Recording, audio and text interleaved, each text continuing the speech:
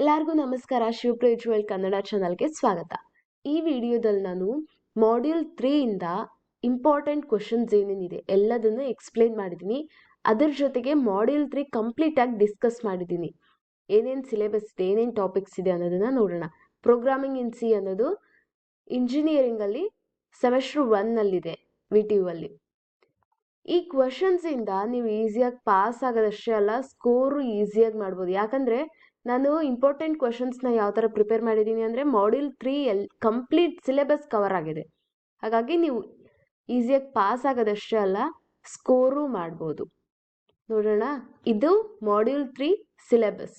ಇದರಲ್ಲಿ arrays, strings, pointers ಈ 3 topics complete ಆಗಿದೆ.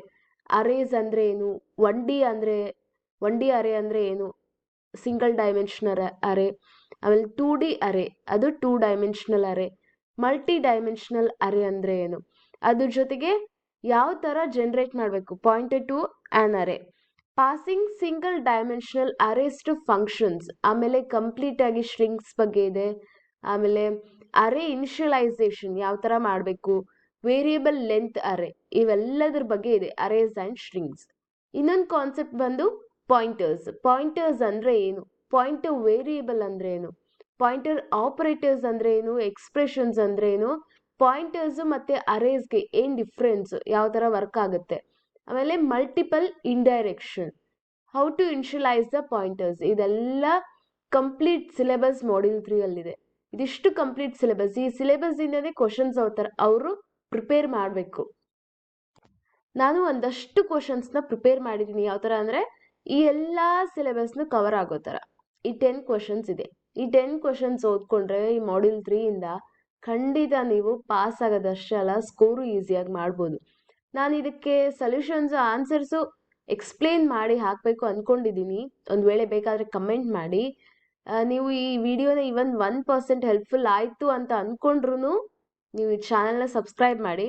ಹಾಗೆ ನಾನು ಮಾಡ್ಯೂಲ್ 1, 2ಗೂ ಇಂಪಾರ್ಟೆಂಟ್ ಕ್ವಶನ್ಸ್ ಹೇಳಿದ್ದೀನಿ ಅಲಾಂಗ್ ವಿತ್ ದ ಆನ್ಸರ್ಸ್. ನೀವು ಆನ್ಸರ್ಸ್ನ ಶಿವಪ್ರಿಯ ಇಂಗ್ಲೀಷ್ ಚಾನಲಲ್ಲಿ ನೋಡ್ಬೋದು. ಕಂಪ್ಲೀಟಾಗಿ ಎಕ್ಸ್ಪ್ಲೇನ್ ಮಾಡಿದ್ದೀನಿ ಮಾಡ್ಯೂಲ್ 1 ಆ್ಯಂಡ್ 2ನ.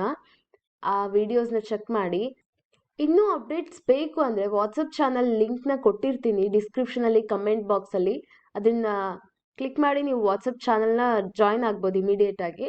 ಹಾಗೆ ನಾನು ಈ PDF ಲಿಂಕ್ ಕೂಡ ಕಳಿಸ್ತೀನಿ.